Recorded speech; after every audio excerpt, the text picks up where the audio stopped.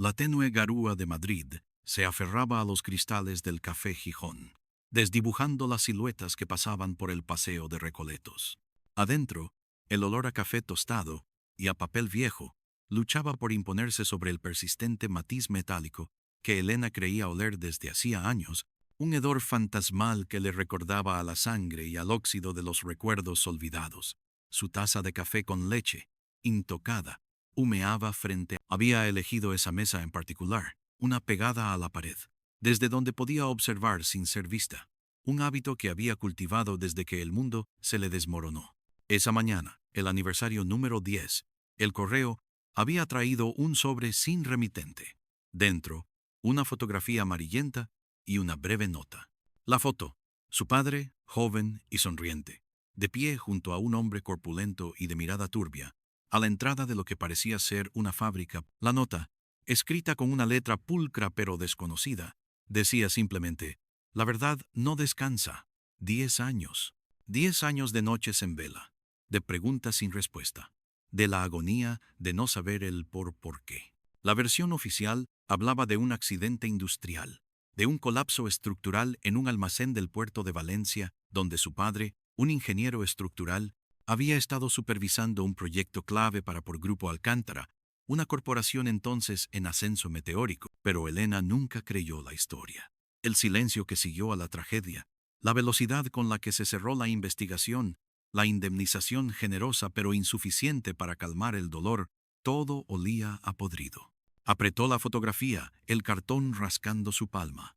El rostro de su padre, tan lleno de vida, ahora una efigie del dolor que la habitaba. Su mirada, antes suave y comprensiva, se había endurecido con los años, reemplazada por una determinación fría. Había dejado su prometedora carrera en arquitectura, había roto lazos con amigos que no comprendían su obsesión, y se había sumergido en un mundo de sombras, aprendiendo a moverse por los rincones menos iluminados de la información, persiguiendo cada migaja, cada rumor.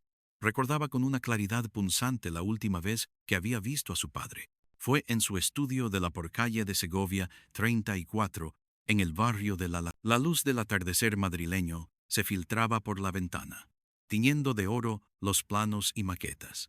Él estaba inclinado sobre unos documentos, su ceño fruncido en concentración. «Hay algo raro en los cálculos, Elena», le había dicho, sin levantar la vista. «Las presiones estructurales no cuadran con el tipo de material que se está usando. No me gusta un pelo este proyecto en Valencia». Esas fueron sus últimas palabras. 2 días después, la llamada que lo cambió. El almacén, una mole de acero y hormigón, se había venido abajo, sepultando a varios trabajadores, incluido su padre. La noticia, fría y aséptica, resonó en el eco vacío de su apartamento de por calle del Pez 27, en Malasaña, como un disparo. El hombre de la fotografía, el corpulento, tenía una cicatriz en la ceja izquierda que lo hacía fácilmente reconocible. Elena recordó una entrevista fugaz en televisión, poco después del accidente. Un tal Ramiro Vargas, director de operaciones de por Grupo Alcántara, lamentando la tragedia con un tono de voz monótono. Sus ojos, sin embargo, delataban una frialdad calculada, una ausencia de verdadera aflicción.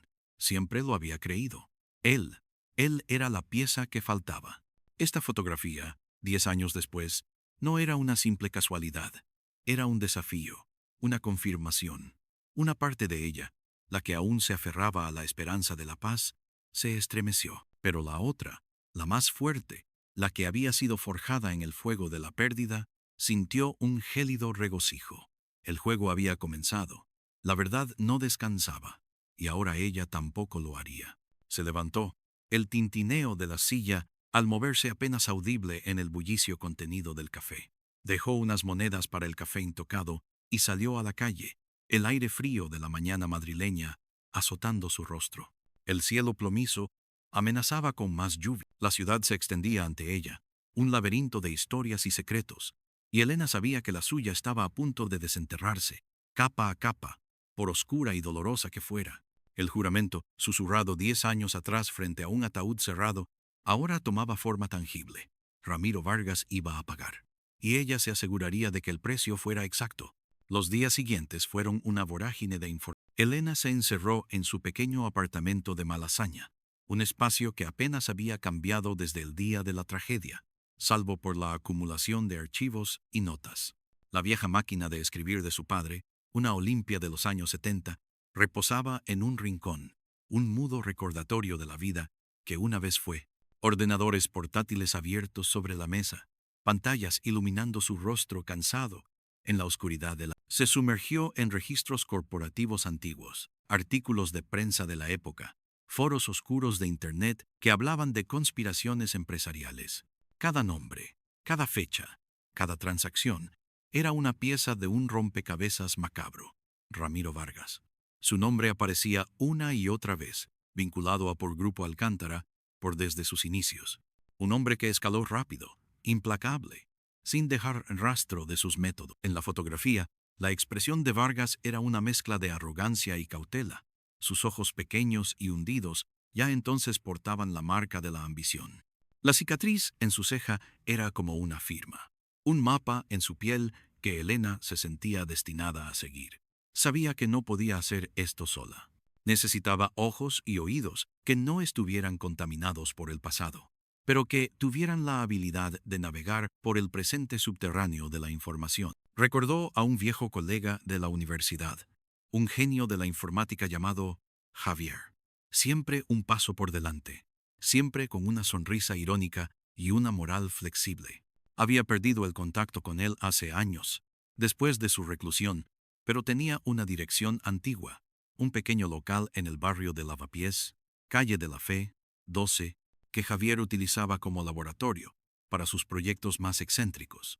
La por calle de la Fe era un contraste absoluto con el bullicio turístico de Malasaña. Las fachadas de los edificios, desgastadas por el tiempo, contaban historias silenciosas. El aroma a especias de los restaurantes indios se mezclaba con el de las churrerías.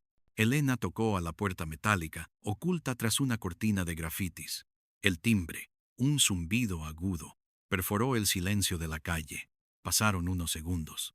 El chirrido metálico de un cerrojo, una rendija de luz, se abrió, revelando un ojo cauteloso. Elena, la voz de Javier, sorprendentemente igual, con ese tono ligeramente arrastrado. Se abrió la puerta del todo. Javier estaba más delgado, su pelo, antes rebelde, ahora recogido en una coleta desaliñada, salpicado de canas prematuras.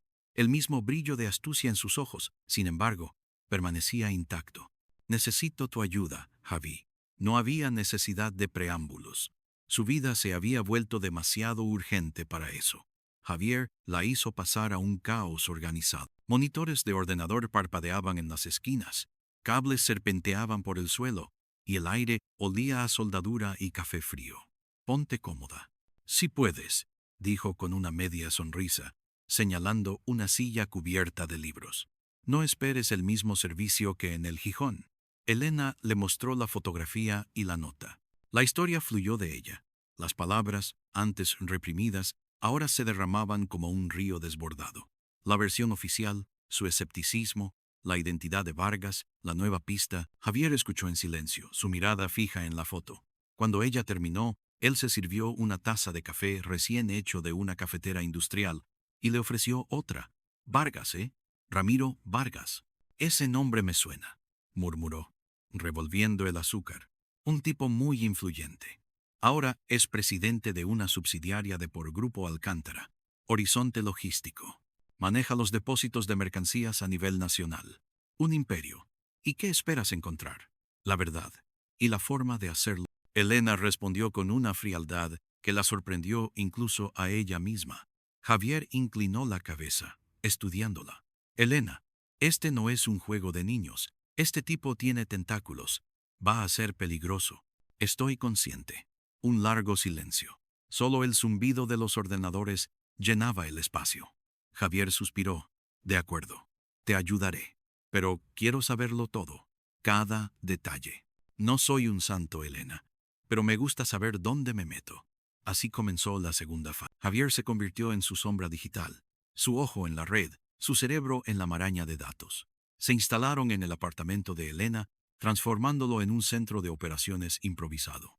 La ventana que daba a la por calle del Pez por ofrecía un lienzo en constante cambio de la vida madrileña, ajena a la oscura telaraña que se tejía dentro. Javier hackeó bases de datos, rastreó cuentas bancarias, offshore, monitoreó comunicación. Elena, por su parte, se encargó del trabajo de campo, de la observación discreta, de seguir pistas que Javier desenterraba. Descubrieron que Vargas no solo dirigía por Horizonte Logístico, sino que había estado involucrado en una serie de adquisiciones de terrenos y almacenes en el Levante español justo antes y después del accidente de su. Uno de esos terrenos, una parcela de gran valor cerca del porpuerto de Valencia, había sido adquirida por Grupo Alcántara por a un precio irrisorio apenas 6 meses después de la tragedia. ¿Casualidad o algo más? Aquí hay algo, Elena, dijo Javier una noche, señalando un gráfico en la pantalla. Mira la curva de beneficios de Grupo Alcántara por antes y después de 2013. Y luego mira la adquisición de ese terreno. Parece que el accidente de tu padre, desafortunado como fue, despejó el camino para una expansión masiva, eliminar una pieza del tablero para mover las otras. La teoría de Javier era inquietante. No solo se trataba de un accidente encubierto, sino de un acto deliberado para eliminar a alguien su padre, que podía haber obstaculizado un gran plan de expansión. Vargas entonces no era solo un encubridor, sino un orquestador. La furia de Elena se redobló, fría y cortante, como una navaja. Su siguiente paso era Valencia, el corazón del asunto. Necesitaban infiltrarse en la red de Vargas, en los depósitos de por Horizonte Logístico por cerca del puerto. Ahí, creían, encontrarían los verdaderos registros de lo que había sucedido en aquel almacén fatídico. Documentos que Vargas habría querido hacer desaparecer. El viaje a Valencia fue silencioso. Elena sintió el cambio en el paisaje, de la meseta castellana a los campos de naranjos que anunciaban. El aire se volvió más cálido y húmedo, cargado con el salitre del Mediterráneo. Llegaron a la Forestación del Norte, un edificio modernista que parecía vibrar con la energía de la ciudad. El sol de la tarde bañaba la fachada ricamente ornamentada con tonos dorados, un contraste violento con la misión que los había traído hasta allí. Se alojaron en un pequeño apartamento de alquiler en el barrio del Grao, cerca del puerto, en la porcalle de Eugenia Viñes, 45. Las calles estrechas, los edificios antiguos con balcones de hierro forjado, el olor a mariscos y a fritura flotando en el aire. Desde la ventana de su dormitorio, Elena podía ver las gigantescas grúas del puerto, los contenedores apilados como bloques de juguete.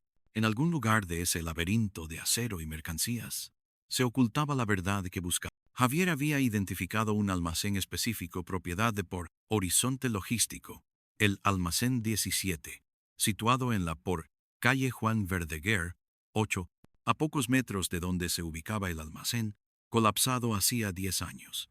Creían que era el lugar donde Vargas guardaría los documentos más comprometedores, quizás en una oficina privada o en una sala de archivos protegida. La infiltración no sería sencilla. Los almacenes estaban custodiados con cámaras de seguridad y patrullas nocturnas. Javier había preparado un plan meticuloso: sortear las cámaras, anular las alarmas, entrar y salir sin dejar rastro. Pero sabía que cualquier plan tenía fisuras. Necesitaban un tercer elemento, alguien que pudiera distraer, que supiera moverse en esos ambientes. Pensó en Marcos, un antiguo contacto de su padre, un sindicalista que había trabajado en el puerto durante décadas, un hombre de principios, con una cicatriz en el alma por los compañeros que había visto caer y que no temía enfrentarse al poder. Había sido despedido de por Grupo Alcántara por poco después del accidente de su padre, por incitación a la huelga. Lo encontró en un pequeño bar de pescadores cerca del mercado del Cabañal, un lugar con mesas de plástico y el inconfundible aroma a pescado fresco y cerveza. Marcos, un hombre con la piel curtida por el sol y los años, lo reconoció de inmediato. Sus ojos, antes llenos de la misma tristeza que los de Elena, ahora brillaban con una especie de resignación. Elena, no esperaba verte por aquí. Su voz era ronca, como si el viento del mar la hubiera erosionado. Tengo algo que mostrarte, Marcos. Le puso la foto de su padre y Vargas sobre la mesa. La mirada de Marcos se detuvo en Vargas. Un tic nervioso apareció en su mandíbula. Vargas, el bastardo, escupió la palabra. Sabía que tu padre se estaba metiendo en algo grande. Había rumores, cosas oscuras. Los materiales, los permisos, las presiones para acelerar la obra. No cuadraba nada. Tu padre era un hombre íntegro. Y eso no les gustaba. Elena le contó su plan. La necesidad de entrar en el almacén 17. Marcos escuchó con atención, sus ojos fijos en un punto lejano, como si reviviera viejos fantasmas. Es un riesgo enorme, Elena. Vargas tiene mucha gente en el bolsillo. La policía, incluso algunos estibadores. Lo saben todo. Lo sé, pero no puedo dejarlo. Mi padre, Marcos, asintió, la comprensión llenando sus ojos. Bien, te ayudaré. Siempre quise ver a ese tipo pagar por lo que hizo, por tu padre y por todos los que perdieron sus trabajos, sus vidas, por su ambición. Un brillo de ira renació en sus ojos, pero será a mi manera. Hay viejos túneles de mantenimiento bajo el muelle, construidos durante la Guerra Civil, una forma de entrar sin ser vistos por las cámaras principales. Y puedo generar una distracción en la zona de carga y descarga del almacén 18, justo al lado. Hará que se muevan los guardias de seguridad. El plan se armó con una precisión quirúrgica. Marcos usaría sus viejas conexiones y conocimientos de los túneles subterráneos para guiarlos. Javier, desde una furgoneta aparcada a una distancia segura, se encargaría de las cámaras y las alarmas, abriendo un breve lapso de tiempo para su Elena sería la que entraría, la que buscaría los documentos. La noche elegida fue una de esas noches valencianas en las que la brisa marina trae consigo la pesadez de una humedad casi tangible. Las estrellas, apenas visibles a través de la calima, eran testigos silenciosos. Se encontraron con Marcos en un punto acordado, junto a una vieja torre de control en desuso, en la por avenida del puerto. El ambiente estaba cargado de tensión. El sonido monótono de los motores de los barcos y el chirrido de las grúas perforaba el silencio.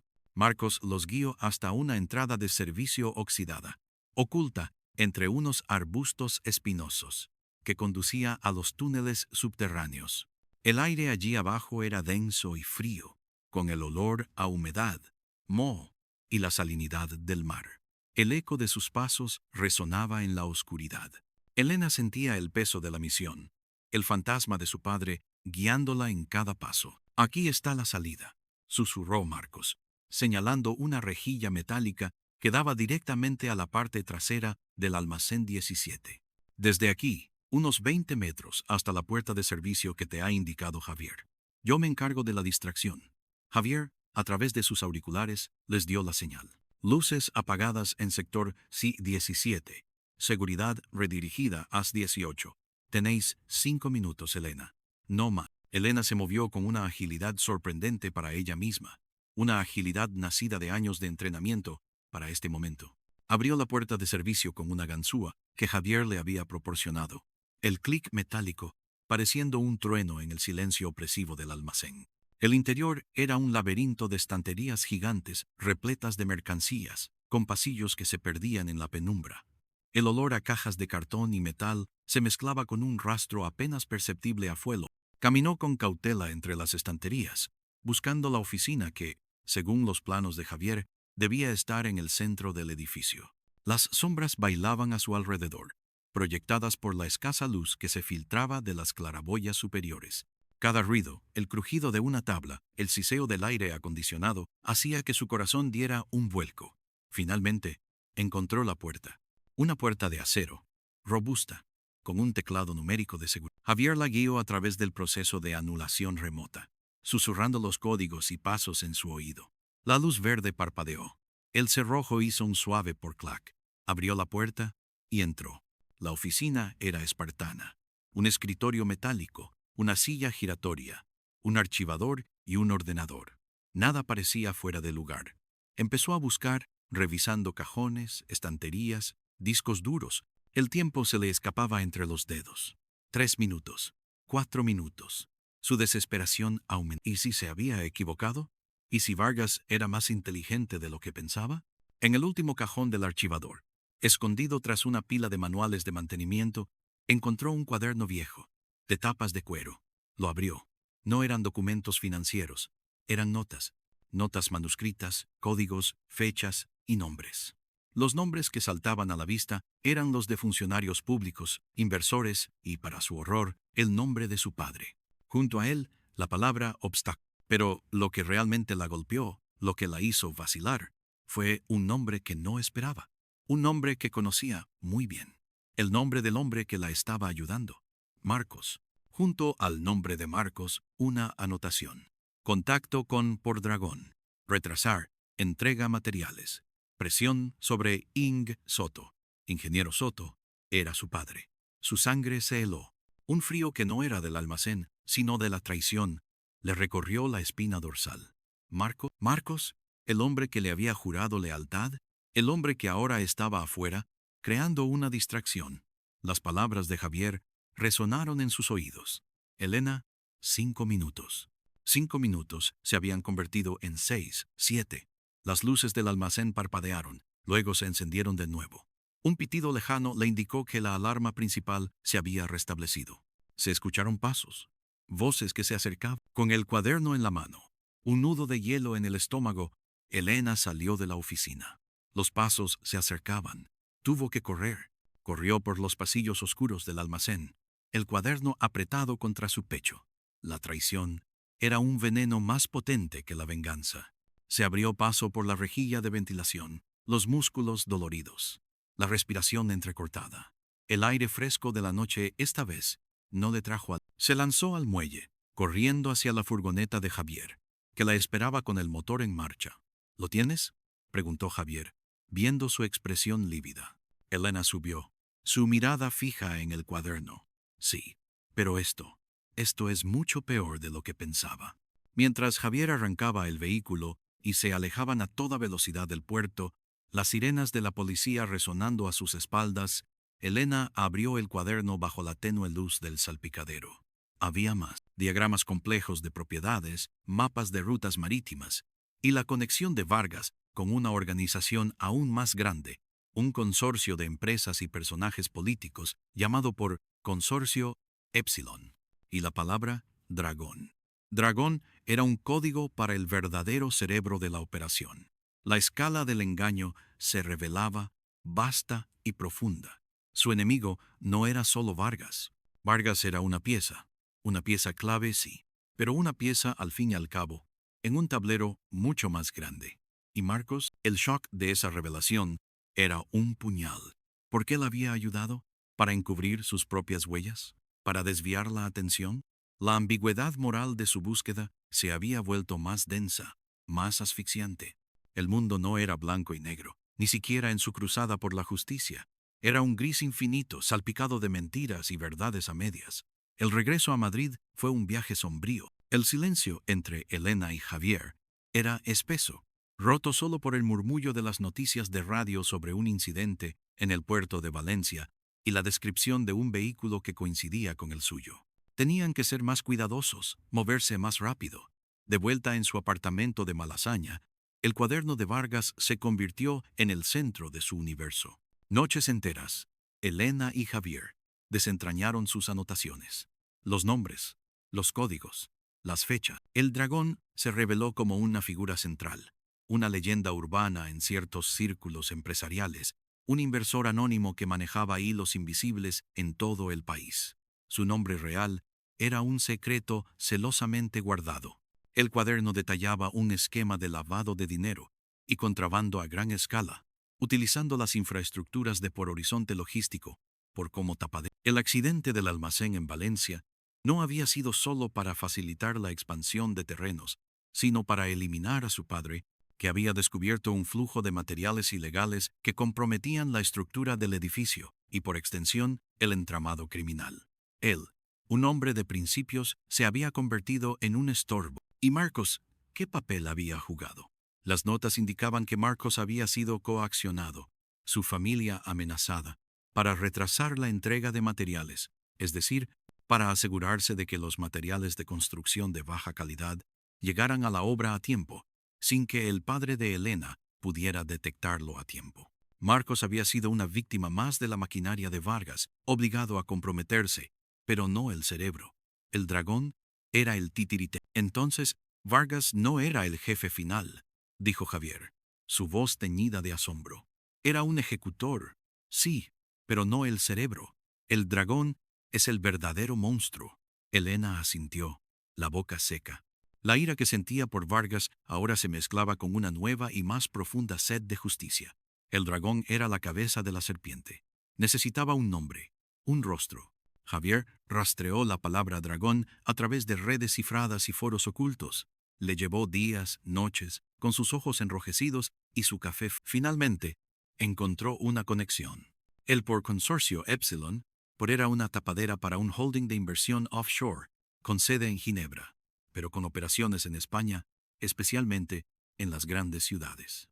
Y el dragón era el apodo de su fundador y principal inversor, Elías Navarro, un hombre de negocios intachable, filántropo, coleccionista de arte, presidente honorario de varias fundaciones.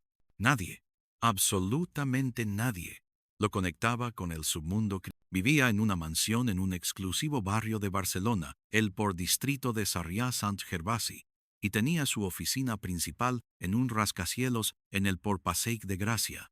Elías Navarro, susurró Elena, el nombre saboreado con una mezcla de amargura y determinación. La sonrisa afable de Navarro, vista en innumerables revistas y noticieros, ahora le parecía una máscara macabra. Él era el responsable último, el que había movido los hilos, el que había sacrificado a su padre y a tantos otros en su ascenso despiadado. El plan de Elena cambió. Vargas ya no era el objetivo principal, sino un camino hacia Navarro. Necesitaba confrontarlo, desenmascararlo. Pero, ¿cómo llegar a un hombre tan protegido, tan intocable? Decidieron que la mejor manera de presionar a Navarro sería exponer a Vargas.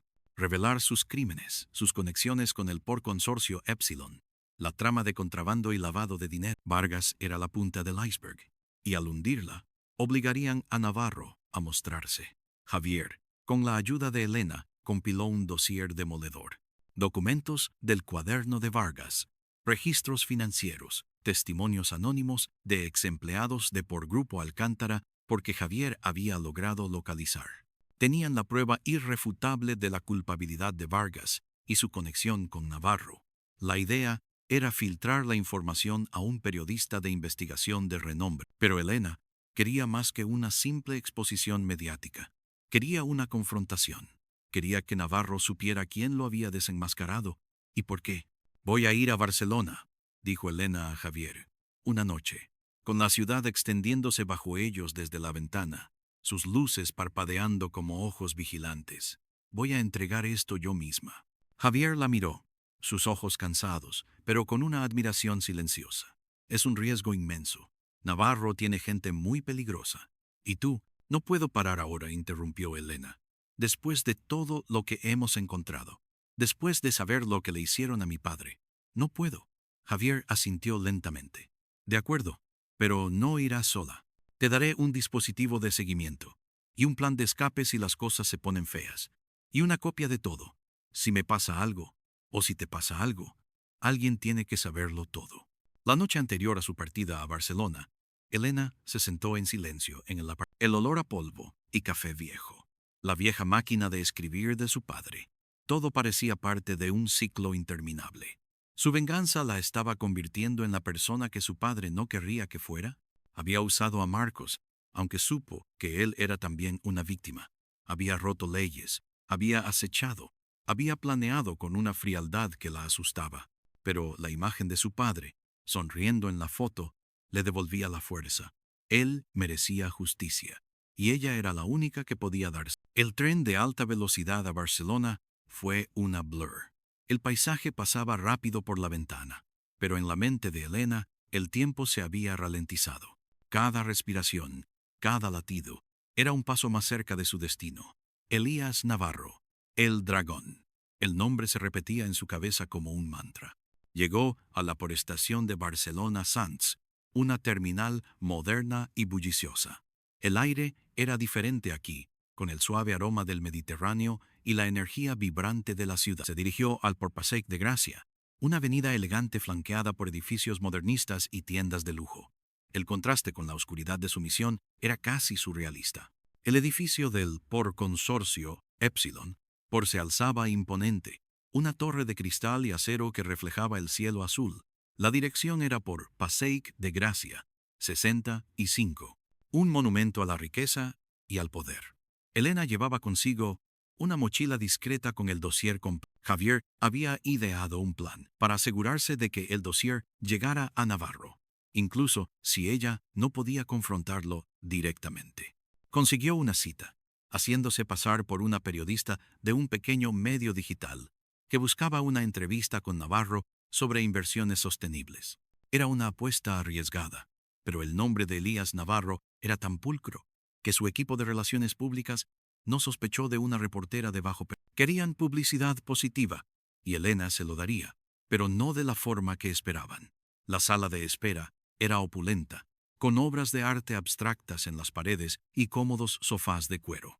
Elena se sentó, el corazón latiéndole con fuerza en el pecho. Las manos le sudaban, pero su mirada se mantuvo firme. 10 años de espera culminarían en esta hora. Una secretaria impecablemente vestida la condujo a la oficina de Navarro. Era una suite amplia, con vistas panorámicas de Barcelona. Elías Navarro, un hombre de unos 60 años, canoso pero bien conservado, con una sonrisa amable y ojos de un azul intenso, se levantó de su escritorio para recibirla. Exudaba un aura de poder tranquilo, de sofisticación, el depredador perfecto, oculto a plena vista. Señorita Soto, es un placer, dijo Navarro, su voz suave y profunda. Siempre es un gusto hablar con la prensa, especialmente sobre temas tan importantes como la sostenibilidad. Elena le tendió la mano, su propio agarre firme. El placer es mío, señor Navarro. Se sentó frente a él, sacando su mochila. En lugar de una grabadora o un cuaderno de notas, extrajo el grueso dossier. Lo colocó sobre el escritorio pulido. La sonrisa de Navarro se desvaneció, reemplazada por una expresión de cautela. ¿Qué es esto? La verdad, señor Navarro, respondió Elena, su voz baja, pero cargada de una intensidad que lo hizo estremecerse. La verdad sobre el Porgrupo Alcántara, Horizonte Logístico, el almacén de Valencia, y la verdad sobre mi padre, el ingeniero Soto. Los ojos de Navarro se estrecharon, perdiendo su amabilidad. La máscara comenzó a resquebrajarse. No sé de qué me habla. Claro que lo sabe, continuó Elena. Sus palabras un torrente contenido. Usted es el dragón, ¿no es así? El que mueve los hilos. El que sacrificó a mi padre para encubrir su red de contrabando y lavado de dinero. El que destruyó la vida de tanto. Navarro se recostó en su silla, el eco de su silla de cuero llenando el silencio. Su rostro se había endurecido. Veo que ha llegado lejos, más lejos de lo que pensé que alguien podría llegar. Hubo un matiz de admiración en su voz, una frialdad que la heló hasta los huesos. Sí, soy Elías Navarro. Y sí, Consorcio Epsilon, por tiene intereses en muchas empresas, incluido por Grupo Alcántara. Su padre era un hombre honesto, demasiado honesto para su propio. Un obstáculo, como bien ha descubierto. Cada palabra era un golpe, un puñetazo en el alma de Elena. Su padre no había sido víctima de un accidente, sino de una purga calculada. ¿Por qué?, preguntó Elena, la voz apenas un susurro. Él solo hacía su trabajo, quería lo correcto. Navarro sonrió, una sonrisa vacía de calor. En los negocios, señorita Soto, no hay lo correcto o incorrecto, solo hay resultados. Su padre estaba a punto de descubrir una operación que movía miles de millones, una operación que implicaba a demasiadas personas poderosas. Su muerte fue desafortunada, pero necesaria. Un daño colateral, Vargas se encargó de los detalles. Un hombre con pocos escrúpulos, muy útil. La sangre de Elena hirvió. ¿Y Marcos también fue un daño colateral? ¿Una pieza que usó para sus juegos? Navarro se encogió de hombros. Marcos tenía deudas, problemas familiares. Era fácil de manipular. La gente tiene un precio, señorita Soto. Siempre, especialmente cuando se trata de sus seres queridos. La ira se apoderó de Elena, una furia primordial que amenazaba con consumirla. Había imaginado este momento de 1000 maneras, pero la fría indiferencia de Navarro era más desquiciante que cualquier confrontación violenta. Él no sentía remordimiento, solo una fría lógica de negocios. Tengo las pruebas, dijo Elena, señalando el dossier. Todo, sus conexiones, el contrabando, el lavado de dinero. Está todo aquí. Y si algo me pasa, Javier lo hará público. Toda España lo sabrá. Su imperio se derrumbará. Navarro observó el dossier, sus ojos escrutando cada página, cada detalle. La calma calculada de su rostro no se rompió. Un buen trabajo, señorita Soto. Muy meticuloso. Le doy mi enhorabuena. Se levantó, caminando lentamente hacia la ventana, contemplando el horizonte de Barcelona. El sol de la tarde se reflejaba en los cristales del edificio. Pero cree que esto lo cambiará. Cree que el mundo es tan simple. Cree que una filtración, por muy explosiva que sea, puede derribar a un hombre como yo. He construido este imperio ladrillo a ladrillo, influencia a influencia. Tengo raíces profundas, muy profundas. Se giró para mirarla, la expresión de su rostro inescrutable. Usted ha jugado muy bien, Elena, pero el juego aún no ha terminado. Hay muchas formas de silenciar una verdad, muchas formas de desacreditar a una persona y muchas más de hacer desaparecer las pruebas. Incluso con Javier, un escalofrío recorrió a Elena. Navarro no estaba asustado. Estaba haciendo un contraataque psicológico. No voy a parar, dijo Elena. Su voz temblaba ligeramente, pero la determinación no flaqueó. Voy a asegurarme de que pague. Navarro caminó hacia su escritorio. Tomó un pequeño control remoto. Aquí es donde elijo mi movimiento. Y aquí es donde usted elige el suyo. Presionó un botón. La pantalla de la pared, hasta entonces apagada, se iluminó. En ella apareció una imagen en tiempo real, el apartamento de Elena en Madrid, y a través de la ventana, la figura de Javier, trabajando en su ordenador, ajeno a todo. El corazón de Elena se detuvo. ¿Qué? Javier. Un hombre muy competente, dijo Navarro, con la misma voz suave y sin emoción. También tiene un precio. Y también tiene una familia que lo echa de menos. Me gustaría pensar que he aprendido la lección de su... No dejar cabos sueltos. Esta es su elección, señorita Soto. Puede irse de aquí, con su dossier. Puede publicarlo. Puede gritar a los cuatro vientos. Pero, si lo hace, su amigo Javier pagará el precio. Y no será un accidente industrial. Será algo mucho más visible. Un ejemplo. Elena miró la pantalla, el rostro concentrado de Javier, su amigo, el hombre que la había ayudado, el que había confiado en ella, el hombre que ahora estaba en el punto de mira, porque ella había ido demasiado lejos. La elección de Navarro era brutal, una verdadera paradoja moral.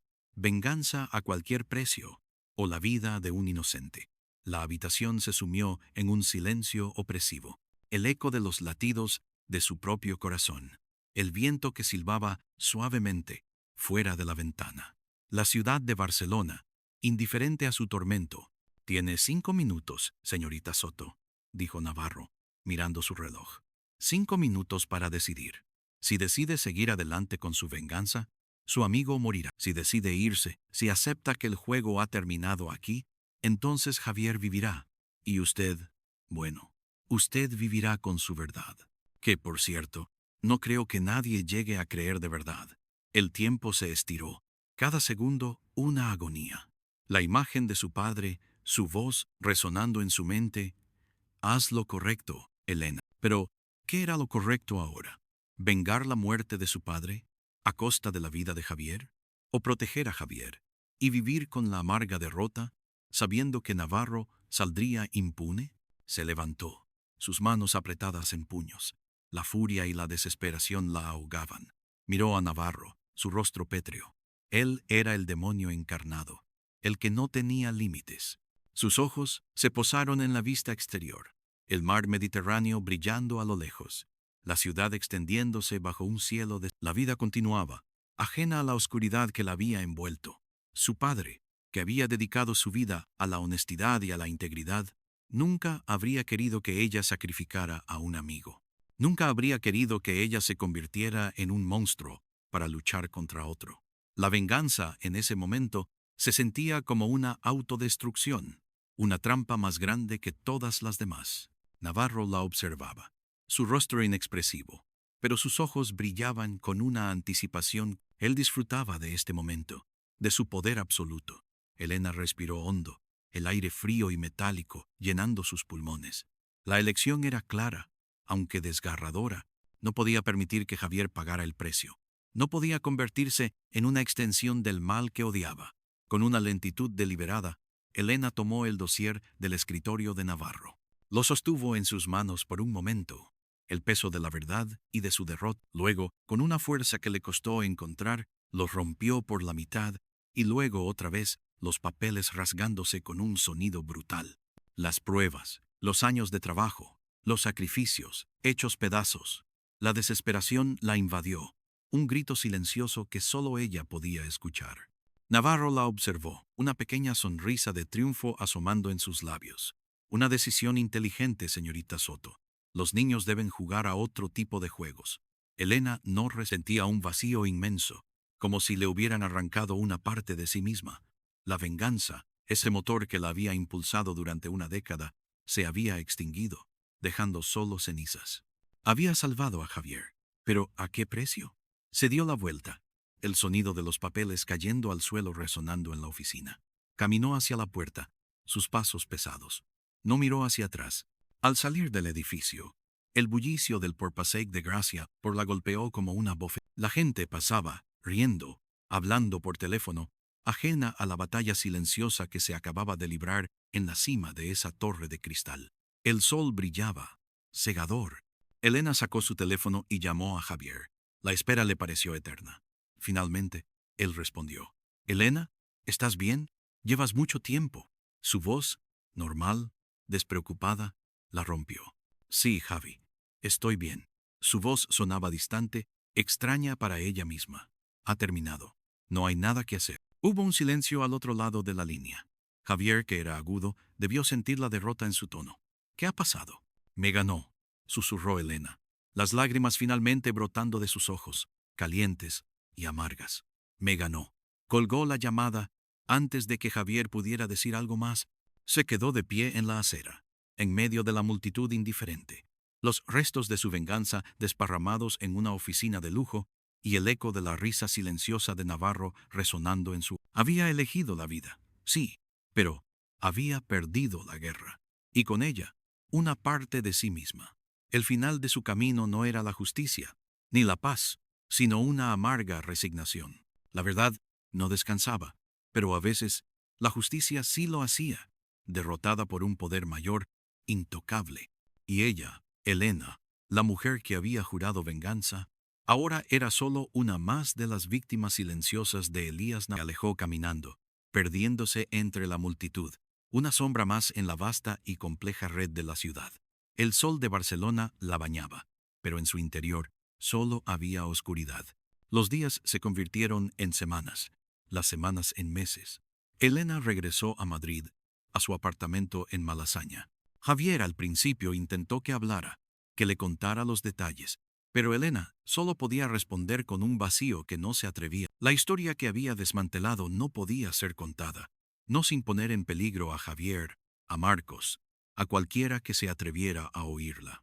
El peso de la información se convirtió en su propia prisión. Se sentaba durante horas en el Parque del Retiro, en los bancos de hierro forjado, observando a la gente pasear, familias, amantes, turistas, todos ajenos a las profundas corrientes de maldad y poder que se movían bajo la superficie pulcra de la ciudad. Elías Navarro continuaba con su vida pública, sus filantrópicas sonrisas adornando las revistas. Ramiro Vargas seguía dirigiendo por Horizonte Logístico, su empresa más fuerte que nunca. El mundo seguía girando, indiferente. Elena había pagado un precio. La venganza no solo había sido negada, sino que le había robado la inocencia, la esperanza. Había visto el abismo, y aunque no había caído en él, el eco de su oscuridad la perseguía. Había salvado a Javier, sí, pero se había perdido a sí misma en el proceso. La cicatriz de la traición y la impotencia era más profunda que cualquier herida física. Una tarde, mientras caminaba por Plaza Mayor, el bullicio de los artistas callejeros y los cafés la envolvía. Se detuvo un momento, mirando a su alrededor. El sol se ponía, tiñendo de naranja los tejados antiguos. Los turistas reían. La vida era ruidosa, viva. De repente, una figura familiar apareció en el borde de su visión. Marcos. Él la vio, y sus ojos se abrieron con sorpresa, luego con una mezcla de remordimiento y alivio. Se acercó, su paso lento, vacilante. Elena. Marcos. Su voz era apenas un susurro. La última vez que lo había visto, él había sido un cómplice en su plan. Ahora, era una figura de su fracaso. Sé que lo sabes, dijo Marcos, bajando la mirada. Lo de Vargas, lo de Navarro. Me obligaron, Elena. Amenazaron a mi familia. Me dijeron que si tu padre se negaba a firmar ciertos que sí se interponía, que mi hija pagaría el precio. Yo. Su voz se quebró. Elena lo miró. Una mezcla de dolor y comprensión. Lo sé. Lo leí en el cuaderno. Marcos levantó la vista, sus ojos llenos de lágrimas contenidas. Lo siento, Elena. Por todo. Por lo de tu padre. Por haberte mentido. Por lo que hice. Elena sintió una punzada en el corazón. No era el arrepentimiento que ella esperaba de un villano, sino la agonía de un hombre. Él también había sido una víctima, forzado a una elección imposible. La misma elección que ella había enfrentado con Javier. ¿Lo entiendo, Marcos?, dijo Elena, su voz suave, desprovista de la furia que la había consumido. Lo entiendo.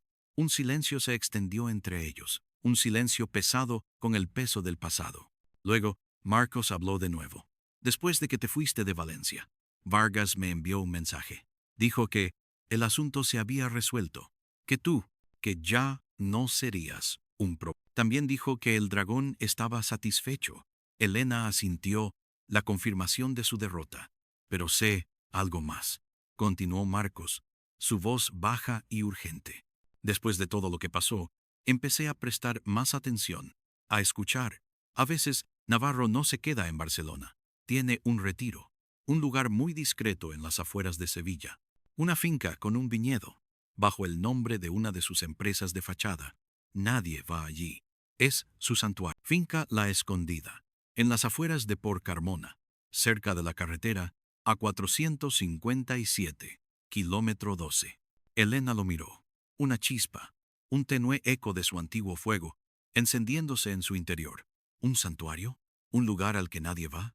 Elías Navarro, intocable en Barcelona, pero vulnerable en su propia soledad. Marcos le entregó un trozo de papel arrugado con la dirección. No sé qué harás con esto, pero es lo único que puedo darte, para que sepas que no todos estamos en silencio. Marcos se despidió, desvaneciéndose en la multitud de la por Plaza Mayor por tan silenciosamente como había aparecido. Elena se quedó allí, el papel en su mano, el calor de la multitud a su alrededor. Había dicho que había perdido. Había elegido proteger a Javier. Había roto las pruebas. ¿Pero había realmente terminado todo? Elías Navarro había ganado una batalla, pero su mayor vulnerabilidad era su arrogancia, su creencia de que había silenciado a Elena para siempre, que su victoria era absoluta. La idea de una confrontación final en Sevilla, en un lugar donde Navarro se sentía seguro, un lugar lejos de los rascacielos y los guardaespaldas, comenzó a tomar forma en su mente. No una confrontación de pruebas, sino una de presencia, una de las verdades que no se pueden romper en pedazos. El viaje a Sevilla fue diferente. Elena no llevaba consigo el peso de la venganza ciega, sino una determinación más madura, más fría. Sabía que no podía desenmascarar a Navarro en un tribunal. Sabía que no podía derribar su imperio, pero podía hacer algo. Podía asegurarse de que él supiera que no había ganado por completo, que su victoria era hueca, que la verdad no estaba completamente silenciada. Al llegar a Sevilla, la ciudad la recibió con el calor de un sol implacable y el aroma a azahar. Se dirigió en autobús a Carmona, una hermosa ciudad antigua, blanca y soleada. Desde allí, tomó un taxi por la carretera A457. La por finca, La Escondida, por era precisamente eso. Tras un camino de tierra flanqueado por olivos y naranjos, apareció una verja de hierro forjado, y más allá, una elegante casa de campo andaluza, rodeada de viñedos que se extendían hasta el horizonte. Un lugar de paz, un refugio para el dragón. Era el atardecer cuando llegó. El cielo se teñía de oro y púrpura. El aire estaba en calma. Solo el zumbido lejano de un tractor rompía el silencio. Elena dejó el taxi a cierta distancia y caminó, sus pasos silenciosos sobre la tierra. No había cámaras visibles, no había guardias, solo la tranquilidad engañosa de la finca. Encontró una entrada de servicio lateral, una pequeña puerta de madera que daba a la bodega. No estaba cerrada con llave. un descuido, una arrogancia. El interior de la bodega era fresco y oscuro, con el olor dulce y amaderado del vino envejecido en barricas. Elena se movió entre las hileras de barricas, buscando el camino hacia la casa principal. El sonido de su propio aliento era el único. Llegó a una puerta que conducía a un pasillo interior. Se abrió a un gran salón, decorado con muebles antiguos y obras de arte. Y allí estaba él, Elías Navarro, sentado en un sillón de cuero, un libro en la mano, un vaso de vino, en una mesita auxiliar. Solo, sin guardias, sin secretarias, sin máscaras. Un hombre en su santuario. Navarro levantó la vista al sentir su presencia. Sus ojos azules, antes tan fríos, se abrieron con una mezcla de sorpresa y algo parecido a la incredulidad. ¿Señorita Soto? Su voz era un susurro, despojada de la autoridad de su oficina en Barcelona. Elena se detuvo en el umbral, observándolo. No había ira en su rostro ahora, solo una calma desoladora. La verdad no descansa, señor Navarro. ¿Lo recuerda? Navarro dejó el libro en la mesa, su mirada fija en ella. Creí haber dejado muy claras las condiciones. Las condiciones eran para Javier, dijo Elena. No para mí y no para... Ha venido hasta aquí, dijo Navarro, una sombra de su anterior arrogancia regresando a sus ojos. ¿Para qué? ¿Cree que va a matarme? ¿A denunciarme? No tiene pruebas, señorita Soto. Las destruyó. Elena dio un paso hacia él. La distancia entre ellos se acortaba. No necesito pruebas para la verdad que llevo dentro.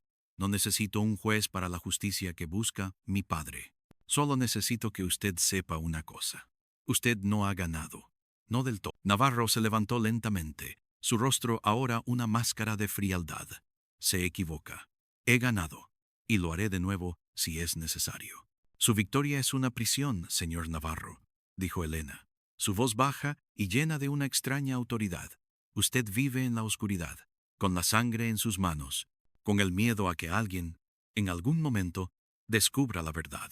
Y yo no tengo nada que perder. Y eso, señor Navarro, me hace más peligrosa que cualquier prueba, que cualquier denuncia. Navarro la miró, y por primera vez, Elena vio un atisbo de algo en sus ojos. No miedo, no remordimiento, sino una comprensión gélida. La comprensión de que, aunque había silenciado las pruebas y neutralizado la amenaza inmediata, no podía borrar el conocimiento, la presencia de la verdad en la mente de Elena.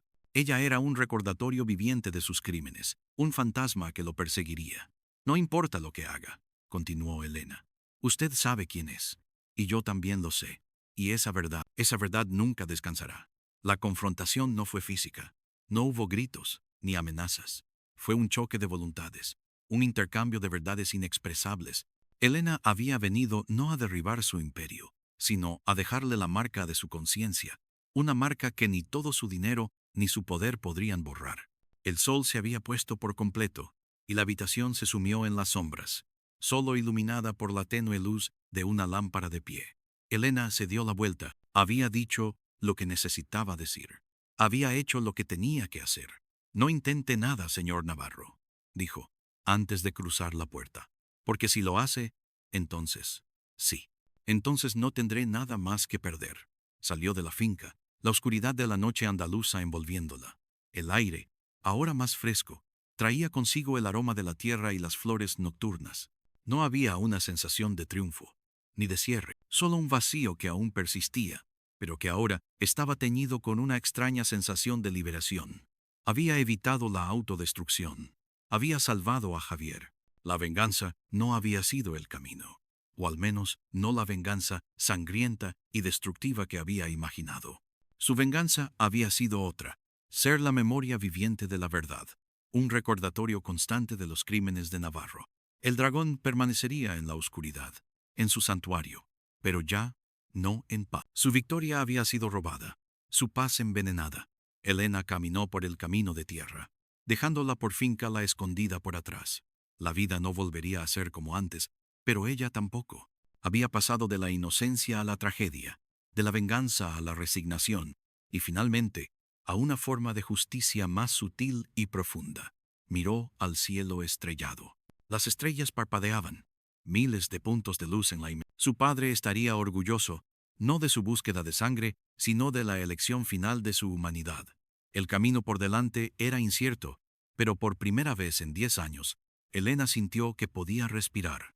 Podía comenzar de nuevo a construir una vida, no libre de sombras, pero sí con una nueva comprensión de su propio poder y de las complejidades ineludibles de la verdad. La historia de su padre no estaba olvidada, y ella, Elena, era su guardiana, y eso, al final, era suficiente. El frío viento de la noche se levantó, trayendo consigo el eco silencioso de una verdad que, aunque no gritada, perduraría. Fin. La tenue garúa de Madrid se aferraba a los cristales del Café Gijón, desdibujando las siluetas que pasaban por el paseo de Recoletos. Adentro, el olor a café tostado y a papel viejo luchaba por imponerse sobre el persistente matiz metálico que Elena creía oler desde hacía años, un hedor fantasmal que le recordaba a la sangre y al óxido de los recuerdos olvidados. Su taza de café con leche intocada humeaba frente a ella. Había elegido esa mesa en particular, una pegada a la pared, desde donde podía observar sin ser vista, un hábito que había cultivado desde que el mundo se le desmoronó. Esa mañana, el aniversario número 10, el correo había traído un sobre sin remitente. Dentro, una fotografía amarillenta y una breve. La foto. Su padre, joven y sonriente, de pie junto a un hombre corpulento y de mirada turbia, a la entrada de lo que parecía ser una fábrica portuaria. La nota, escrita con una letra pulcra pero desconocida, decía simplemente: la verdad no descansa. 10 años. 10 años de noches en vela, de preguntas sin respuesta, de la agonía de no saber el por. La versión oficial hablaba de un accidente industrial, de un colapso estructural en un almacén del puerto de Valencia, donde su padre, un ingeniero estructural, había estado supervisando un proyecto clave para por Grupo Alcántara, una corporación entonces en ascenso meteórico. Pero Elena nunca creyó la historia. El silencio que siguió a la tragedia, la velocidad con la que se cerró la investigación, la indemnización generosa pero insuficiente para calmar el dolor, todo olía. Apretó la fotografía, el cartón rascando su palma, el rostro de su padre, tan lleno de vida, ahora una efigie del dolor que la habitaba. Su mirada, antes suave y comprensiva, se había endurecido con los años, reemplazada por una determinación fría. Había dejado su prometedora carrera en arquitectura, había roto lazos con amigos que no comprendían su obsesión, y se había sumergido en un mundo de sombras, aprendiendo a moverse por los rincones menos iluminados de la información, persiguiendo cada migaja, cada rumor. Recordaba con una claridad punzante la última vez que había visto a su padre. Fue en su estudio de la por calle de Segovia 34, en el barrio de La luz del atardecer madrileño se filtraba por la ventana, tiñendo de oro los planos y maquetas. Él estaba inclinado sobre unos documentos, su ceño fruncido en concentración. Hay algo raro en los cálculos, Elena le había dicho, sin levantar la vista. Las presiones estructurales no cuadran con el tipo de material que se está usando. No me gusta un pelo este proyecto en Valencia. Esas fueron sus últimas palabras. 2 días después, la llamada que lo cambió. El almacén, una mole de acero y hormigón, se había venido abajo, sepultando a varios trabajadores, incluido su padre. La noticia, fría y aséptica, resonó en el eco vacío de su apartamento de por calle del Pez, 27, en Malasaña, como un disparo. El hombre de la fotografía, el corpulento, tenía una cicatriz en la ceja izquierda que lo hacía fácilmente reconocible. Elena recordó una entrevista fugaz en televisión, poco después de un tal Ramiro Vargas, director de operaciones de por Grupo Alcántara, lamentando la tragedia con un tono de voz monótono. Sus ojos, sin embargo, delataban una frialdad calculada, una ausencia de verdadera aflicción. Siempre lo había creído. Él era la pieza que faltaba. Esta fotografía, 10 años después, no era una simple casualidad, era un desafío, una confirmación. Una parte de ella, la que aún se aferraba a la esperanza de la paz, se estremeció. Pero la otra, la más fuerte, la que había sido forjada en el fuego de la pérdida, sintió un gélido regocijo. El juego había comenzado. La verdad no descansaba, y ahora ella tampoco lo haría. Se levantó, el tintineo de la silla al moverse apenas audible en el bullicio contenido del café.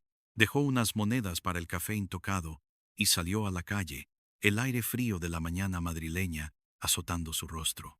El cielo plomizo amenazaba con más lluvia. La ciudad se extendía ante ella, un laberinto de historias y secretos, y Elena sabía que la suya estaba a punto de desenterrarse, capa a capa, por oscura y dolorosa que fuera. El juramento, susurrado 10 años atrás frente a un ataúd cerrado, ahora tomaba forma tangible. Ramiro Vargas iba a pagar, y ella se aseguraría de que el precio fuera exacto. Los días siguientes fueron una vorágine. Elena se encerró en su pequeño apartamento de Malasaña, un espacio que apenas había cambiado desde el día de la tragedia.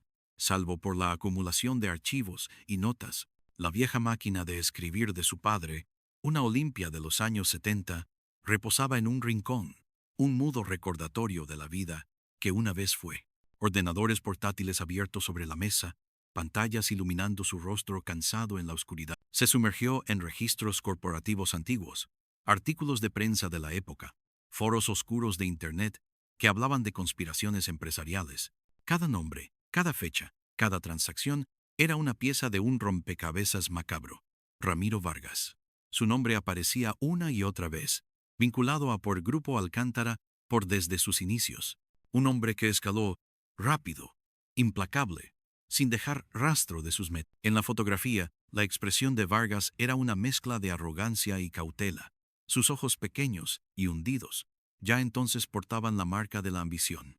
La cicatriz en su ceja era como una firma, un mapa en su piel que Elena se sentía destinada a seguir. Sabía que no podía hacer esto sola. Necesitaba ojos y oídos que no estuvieran contaminados por el pasado, pero que tuvieran la habilidad de navegar por el presente subterráneo de la... Recordó a un viejo colega de la universidad, un genio de la informática llamado Javier. Siempre un paso por delante, siempre con una sonrisa irónica y una moral flexible. Había perdido el contacto con él hace años, después de su reclusión, pero tenía una dirección antigua, un pequeño local en el barrio de Lavapiés, calle de la Fe, 12, que Javier utilizaba como laboratorio para sus proyectos más excéntricos. La por calle de la Fe por era un contraste absoluto con el bullicio turístico de Malasaña. Las fachadas de los edificios, desgastadas por el tiempo, contaban historias silenciosas. El aroma a especias de los restaurantes indios se mezclaba con el de las churrerías. Elena tocó a la puerta metálica, oculta tras una cortina de grafitis. El timbre, un zumbido agudo, perforó el silencio de la calle. Pasaron unos segundos. El chirrido metálico de un cerrojo, una rendija de luz se abrió, revelando un ojo cauteloso. ¿Elena? La voz de Javier, sorprendentemente igual, con ese tono ligeramente arrastrado. Se abrió la puerta del todo. Javier estaba más delgado, su pelo, antes rebelde, ahora recogido en una coleta desaliñada, salpicado de canas prematuras. El mismo brillo de astucia en sus ojos, sin embargo, permanecía intacto. Necesito tu ayuda, Javi. No había necesidad de preámbulos. Su vida se había vuelto demasiado urgente para eso. Javier la hizo pasar a un caos organizado. Monitores de ordenador parpadeaban en las esquinas, cables serpenteaban por el suelo y el aire olía a soldadura y café frío. Ponte cómoda.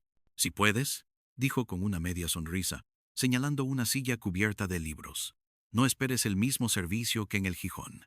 Elena le mostró la fotografía y la nota. La historia fluyó de ella. Las palabras, antes reprimidas, ahora se derramaban como un río desbordado. La versión oficial, su escepticismo, la identidad de Vargas, la nueva pista. Javier escuchó en silencio, su mirada fija en la foto. Cuando ella terminó, él se sirvió una taza de café recién hecho de una cafetera industrial y le ofreció otra. Vargas, ¿eh? Ramiro Vargas. Ese nombre me suena, murmuró, revolviendo el azúcar. Un tipo muy influyente. Ahora es presidente de una subsidiaria de por Grupo Alcántara, Horizonte Logístico. Maneja los depósitos de mercancías a nivel nacional. Un imperio.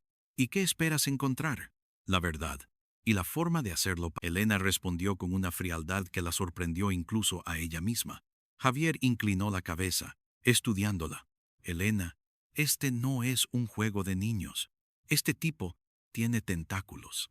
Va a ser peligroso. Estoy consciente. Un largo silencio. Solo el zumbido de los ordenadores llenaba el espacio. Javier suspiró. De acuerdo. Te ayudaré. Pero quiero saberlo todo. Cada detalle. No soy un santo, Elena. Pero me gusta saber dónde me meto. Así comenzó la segunda fase. Javier se convirtió en su sombra digital, su ojo en la red, su cerebro en la maraña de datos. Se instalaron en el apartamento de Elena, transformándolo en un centro de operaciones improvisado. La ventana que daba a la por calle del Pez ofrecía un lienzo en constante cambio de la vida madrileña, ajena a la oscura telaraña que se tejía dentro. Javier hackeó bases de datos, rastreó cuentas bancarias offshore, monitoreó comunicación. Elena, por su parte, se encargó del trabajo de campo, de la observación discreta, de seguir pistas que Javier desenterraba. Descubrieron que Vargas no solo dirigía por Horizonte Logístico, sino que había estado involucrado en una serie de adquisiciones de terrenos y almacenes en el Levante español, justo antes y después del accidente de uno de esos terrenos, una parcela de gran valor cerca del porpuerto de Valencia, había sido adquirida por Grupo Alcántara, por a un precio irrisorio apenas 6 meses después de la tragedia. ¿Casualidad? ¿O algo más? Aquí hay algo, Elena, dijo Javier una noche, señalando un gráfico en la pantalla. Mira la curva de beneficios de por Grupo Alcántara por antes y después de 2013. Y luego, mira la adquisición de ese terreno en Valencia. Parece que el accidente de tu padre, desafortunado como fue, despejó el camino para una expansión masiva. Eliminar una pieza del tablero para mover las otras. La teoría de Javier era inquietante.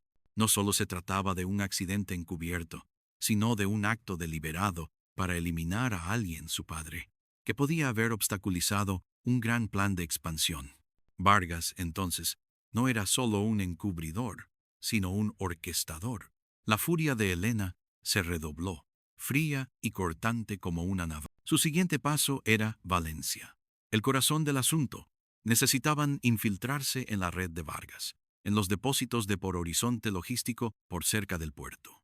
Ahí, creían, encontrarían los verdaderos registros de lo que había sucedido en aquel almacén fatídico. Documentos que Vargas habría querido hacer desaparecer. El viaje a Valencia fue silencioso. Elena sintió el cambio en el paisaje, de la meseta castellana a los campos de naranjos que anunciaban. El aire se volvió más cálido y húmedo, cargado con el salitre del Mediterráneo. Llegaron a la Porestación del Norte, un edificio modernista que parecía vibrar con la energía de la ciudad. El sol de la tarde bañaba la fachada ricamente ornamentada con tonos dorados, un contraste violento con la misión que los había traído hasta allí. Se alojaron en un pequeño apartamento de alquiler en el barrio del Grao, cerca del puerto, en la porcalle de Eugenia Viñes, 45. Las calles estrechas, los edificios antiguos con balcones de hierro forjado, el olor a mariscos y a fritura flotando en el aire. Desde la ventana de su dormitorio, Elena podía ver las gigantescas grúas del puerto, los contenedores apilados como bloques de juguete. En algún lugar de ese laberinto de acero y mercancías se ocultaba la verdad que buscaba. Javier había identificado un almacén específico propiedad de por Horizonte Logístico, el almacén 17, situado en la por calle Juan Verdaguer, 8, a pocos metros de donde se ubicaba el almacén, colapsado hacía 10 años. Creían que era el lugar donde Vargas guardaría los documentos más comprometedores, quizás en una oficina privada o en una sala de archivos protegida. La infiltración no sería sencilla. Los almacenes estaban custodiados, con cámaras de seguridad y patrullas nocturnas. Javier había preparado un plan meticuloso: sortear las cámaras, anular las alarmas, entrar y salir sin dejar rastro. Pero sabía que cualquier plan tenía fisuras. Necesitaban un tercer elemento, alguien que pudiera distraer, que supiera moverse en esos ambientes. Pensó en Marcos, un antiguo contacto de su padre, un sindicalista que había trabajado en el puerto durante décadas, un hombre de principios, con una cicatriz en el alma por los compañeros que había visto caer y que no temía enfrentarse al poder. Había sido despedido de por Grupo Alcántara por poco después del accidente de su padre, por incitación a la huelga. Lo encontró en un pequeño bar de pescadores cerca del mercado del Cabañal, un lugar con mesas de plástico y el inconfundible aroma a pescado fresco y cerveza. Marcos, un hombre con la piel curtida por el sol y los años, lo reconoció de inmediato. Sus ojos, antes llenos de la misma tristeza que los de Elena, ahora brillaban con una especie de resignación. Elena, no esperaba verte por aquí. Su voz era ronca, como si el viento del mar la hubiera erosionado. Tengo algo que mostrarte, Marcos. Le puso la foto de su padre y Vargas sobre la mesa. La mirada de Marcos se detuvo en Vargas. Un tic nervioso apareció en su mandíbula. Vargas, el bastardo. Escupió la palabra. Sabía que tu padre se estaba metiendo en algo grande. Había rumores, cosas oscuras. Los materiales, los permisos, las presiones para acelerar la obra. No cuadraban nada. Tu padre era un hombre íntegro, y eso no les gustaba. Elena le contó su plan, la necesidad de entrar en el almacén 17. Marcos escuchó con atención, sus ojos fijos en un punto lejano, como si reviviera viejos fantasmas. Es un riesgo enorme, Elena. Vargas tiene mucha gente en el bolsillo. La policía, incluso algunos estibadores. Lo saben todo. Lo sé, pero no puedo dejarlo. Mi padre, Marcos asintió, la comprensión llenando sus ojos. Bien, te ayudaré. Siempre quise ver a ese tipo pagar por lo que hizo. Por tu padre y por todos los que perdieron sus trabajos, sus vidas. Por su ambición. Un brillo de ira renació en sus ojos. Pero será a mi manera.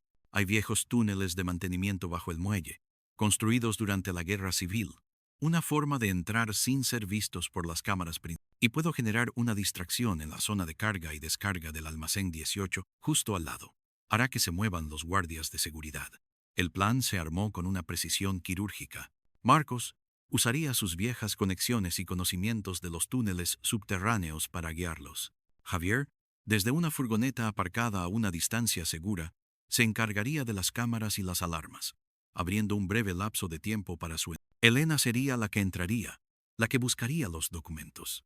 La noche elegida fue una de esas noches valencianas, en las que la brisa marina trae consigo la pesadez de una humedad casi tangible. Las estrellas, apenas visibles a través de la calima, eran testigos silenciosos. Se encontraron con Marcos en un punto acordado, junto a una vieja torre de control en desuso, en la por Avenida del Puerto. El ambiente estaba cargado de tensión. El sonido monótono de los motores de los barcos y el chirrido de las grúas perforaba el silencio. Marcos los guió hasta una entrada de servicio oxidada, oculta entre unos arbustos espinosos, que conducía a los túneles subterráneos.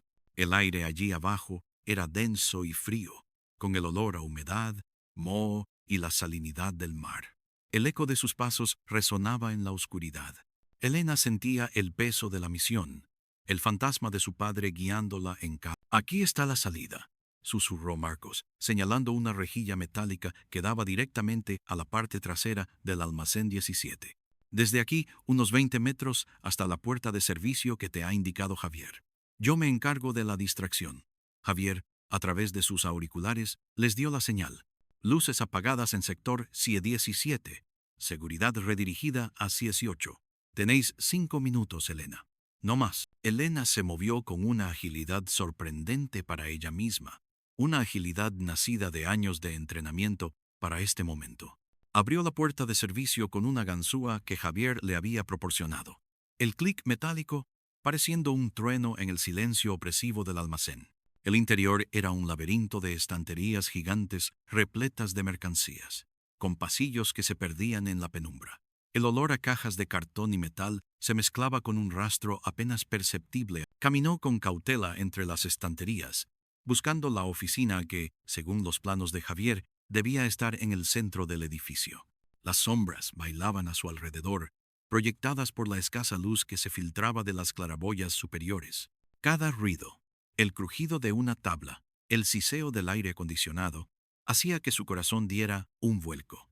Finalmente, encontró la puerta, una puerta de acero, robusta, con un teclado numérico de seguridad. Javier la guió a través del proceso de anulación remota, susurrando los códigos y pasos en su oído.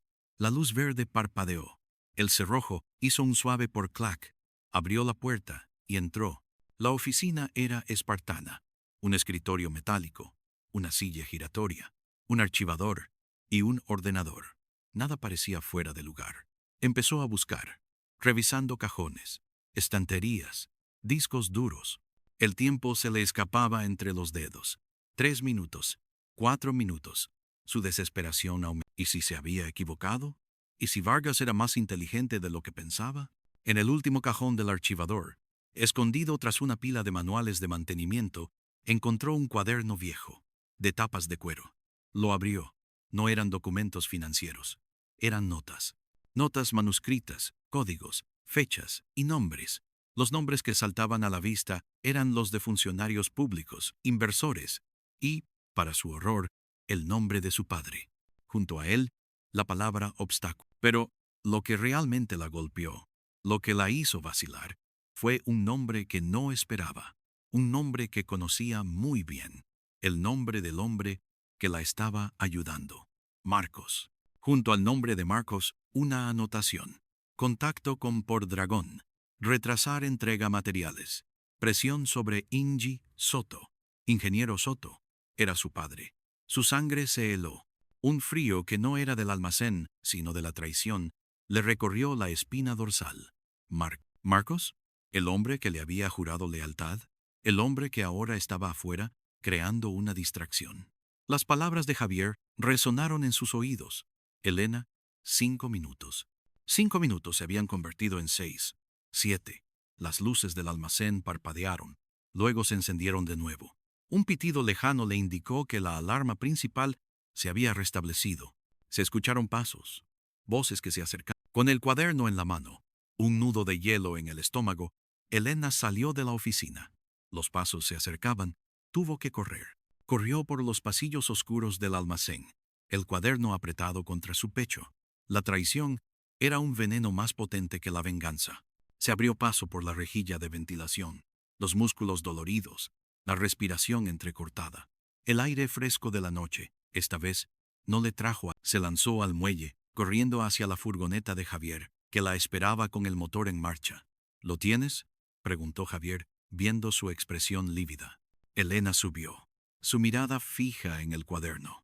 Sí, pero esto es mucho peor de lo que pensaba. Mientras Javier arrancaba el vehículo y se alejaban a toda velocidad del puerto, las sirenas de la policía resonando a sus espaldas, Elena abrió el cuaderno bajo la tenue luz del salpicadero. Había más diagramas complejos de propiedades, mapas de rutas marítimas, y la conexión de Vargas con una organización aún más grande, un consorcio de empresas y personajes políticos llamado por Consorcio Epsilon. Y la palabra dragón. Dragón era un código para el verdadero cerebro de la operación. La escala del engaño se revelaba, vasta y profunda. Su enemigo no era solo Vargas. Vargas era una pieza clave, sí, pero una pieza al fin y al cabo en un tablero mucho más grande. Y Marcos, el shock de esa revelación, era un puñal. ¿Por qué la había ayudado? ¿Para encubrir sus propias huellas? ¿Para desviar la atención?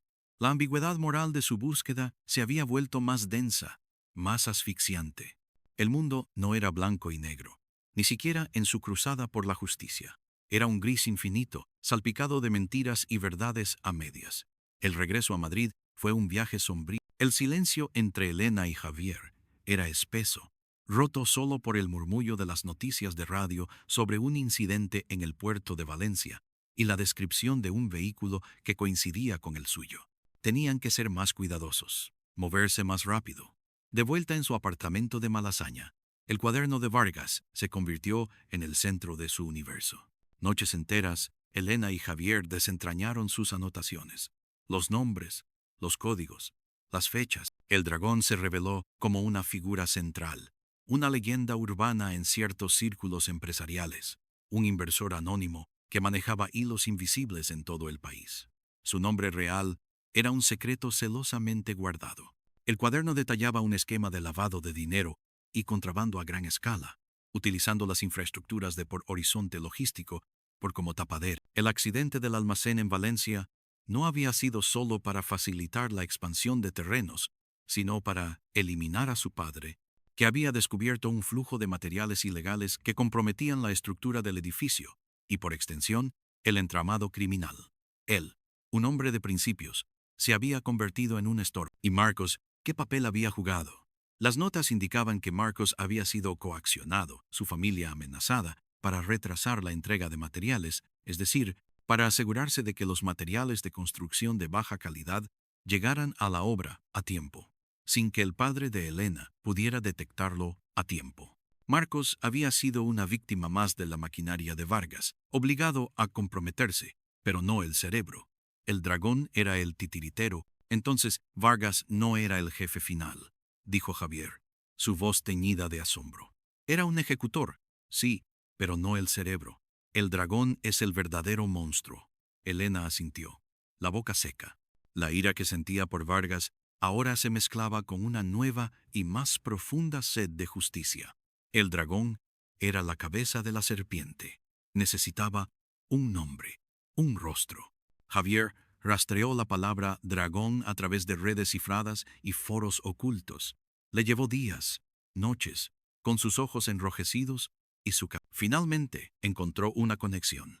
Él por consorcio Epsilon, por era una tapadera para un holding de inversión offshore, con sede en Ginebra, pero con operaciones en España, especialmente en las grandes ciudades. Y el dragón era el apodo de su fundador y principal inversor, Elías Navarro, un hombre de negocios intachable, filántropo, coleccionista de arte, presidente honorario de varias fundaciones. Nadie, absolutamente nadie, lo conectaba con el submundo criminal. Vivía en una mansión en un exclusivo barrio de Barcelona, el por distrito de Saraya, Sant Gervasi, y tenía su oficina principal en un rascacielos en el por Passeig de Gracia. Elías Navarro, susurró Elena, el nombre saboreado con una mezcla de amargura y determinación. La sonrisa afable de Navarro, vista en innumerables revistas y noticieros, ahora le parecía una máscara macabra. Él era el responsable último, el que había movido los hilos, el que había sacrificado a su padre y a tantos otros en su ascenso despiadado. El plan de Elena cambió. Vargas ya no era el objetivo principal, sino un camino hacia Navarro. Necesitaba confrontarlo, desenmascararlo. Pero, ¿cómo llegar a un hombre tan protegido, tan intocable? Decidieron que la mejor manera de presionar a Navarro sería exponer a Vargas, revelar sus crímenes, sus conexiones con el por consorcio Epsilon, la trama de contrabando y lavado. Vargas era la punta del iceberg, y al hundirla, obligarían a Navarro a mostrarse. Javier, con la ayuda de Elena, compiló un dossier demoledor. Documentos del cuaderno de Vargas, registros financieros, testimonios anónimos de ex empleados de por Grupo Alcántara, porque Javier había logrado localizar. Tenían la prueba irrefutable de la culpabilidad de Vargas y su conexión con Navarro. La idea era filtrar la información a un periodista de investigación de renombre. Pero Elena quería más que una simple exposición mediática. Quería una confrontación. Quería que Navarro supiera quién lo había desenmascarado y por qué. Voy a ir a Barcelona, dijo Elena a Javier. Una noche, con la ciudad extendiéndose bajo ellos desde la ventana, sus luces parpadeando como ojos vigilantes. Voy a entregar esto yo misma. Javier la miró, sus ojos cansados, pero con una admiración silenciosa. Es un riesgo inmenso. Navarro tiene gente muy peligrosa. ¿Y tú? No puedo parar ahora, interrumpió Elena, después de todo lo que hemos encontrado, después de saber lo que le hicieron a mi padre. No puedo. Javier asintió lentamente. De acuerdo, pero no irás sola. Te daré un dispositivo de seguimiento y un plan de escape si las cosas se ponen feas, y una copia de todo. Si me pasa algo, o si te pasa algo, alguien tiene que saberlo todo.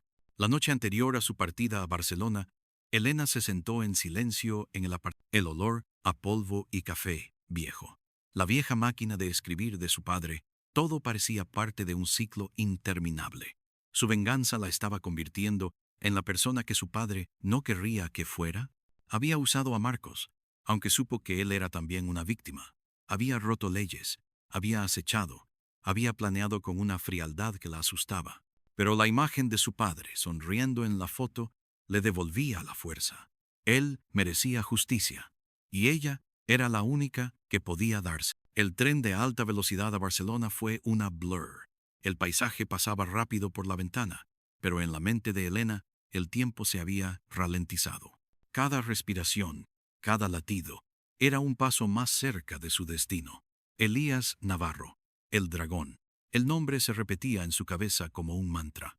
Llegó a la forestación de Barcelona Sands, una terminal moderna y bulliciosa. El aire era diferente aquí, con el suave aroma del Mediterráneo y la energía vibrante de la ciudad. Se dirigió al Port Passeig de Gracia, una avenida elegante flanqueada por edificios modernistas y tiendas de lujo. El contraste con la oscuridad de su misión era casi surrealista. El edificio del Port Consorcio Epsilon Porce alzaba imponente, una torre de cristal y acero que reflejaba el cielo azul. La dirección era Port Passeig de Gracia, 65. Un monumento a la riqueza y al poder. Elena llevaba consigo una mochila discreta con el dossier. Javier había ideado un plan para asegurarse de que el dossier llegara a Navarro, incluso si ella no podía confrontarlo directamente. Consiguió una cita, haciéndose pasar por una periodista de un pequeño medio digital que buscaba una entrevista con Navarro sobre inversiones sostenibles.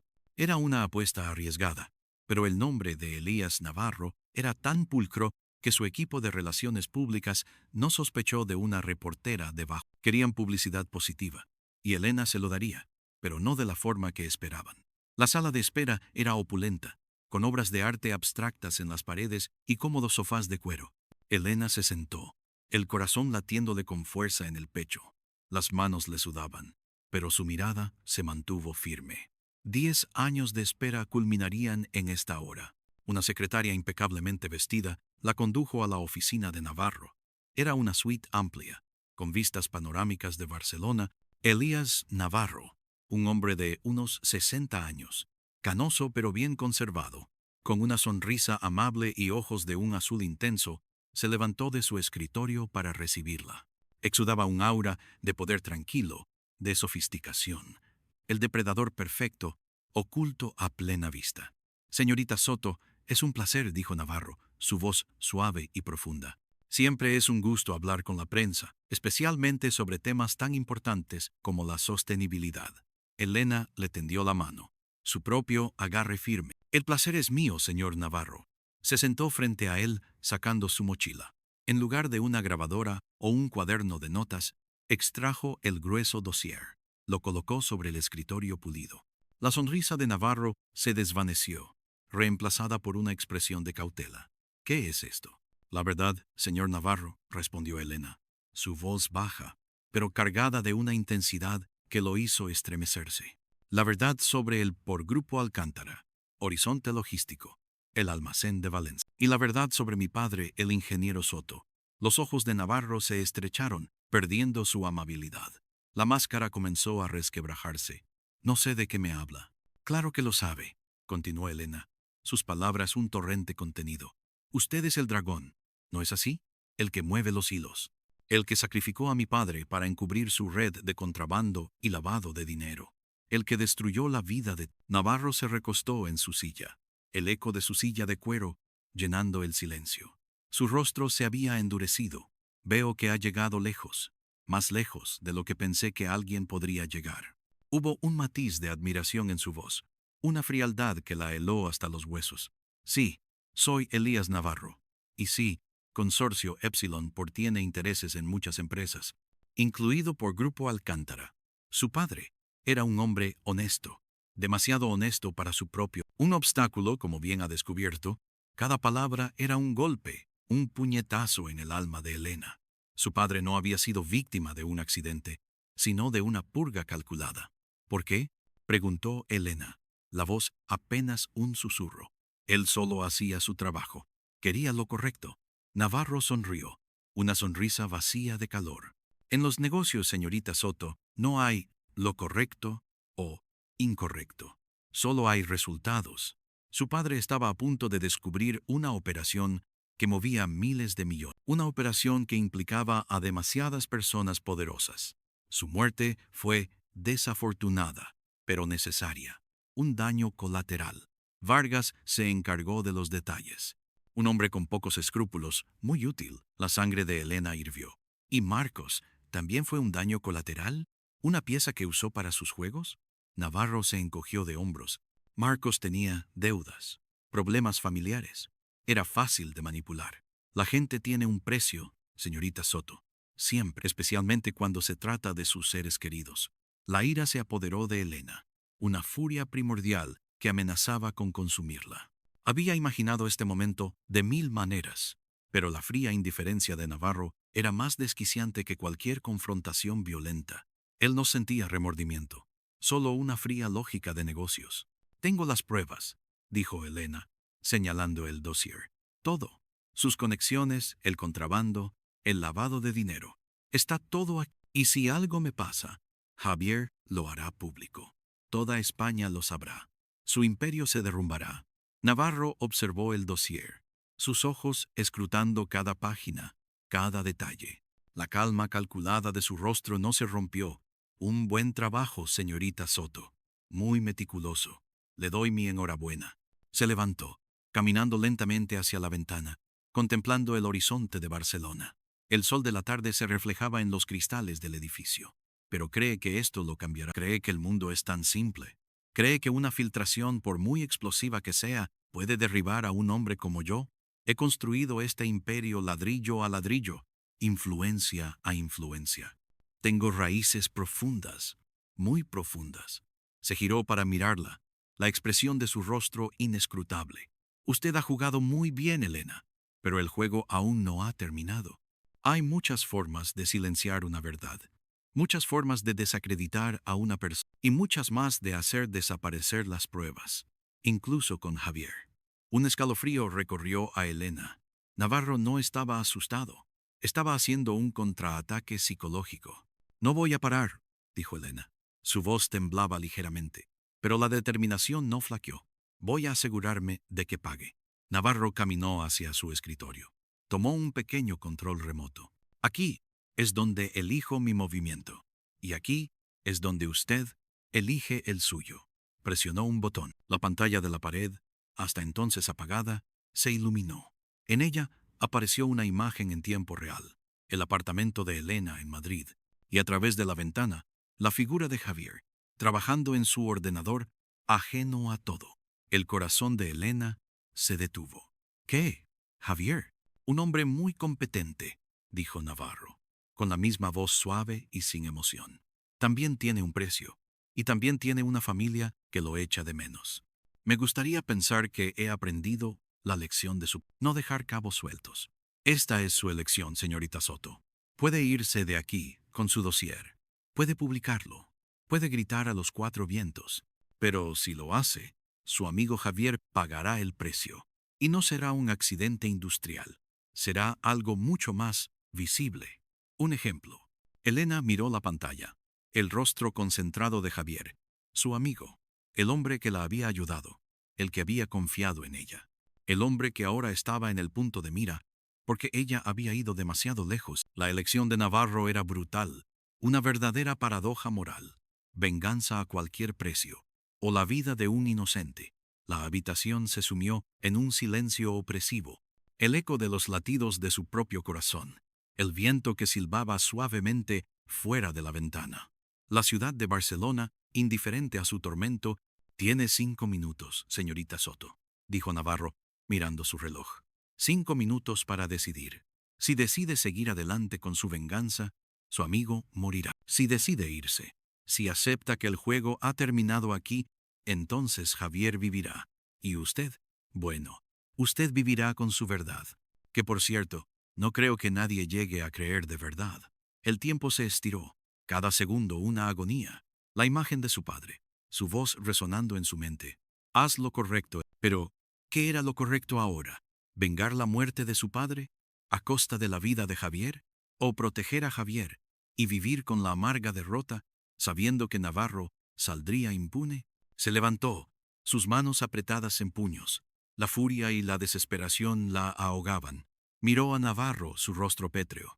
Él era el demonio encarnado, el que no tenía límites. Sus ojos se posaron en la vista exterior, el mar Mediterráneo brillando a lo lejos, la ciudad extendiéndose bajo un cielo de... La vida continuaba, ajena a la oscuridad que la había envuelto.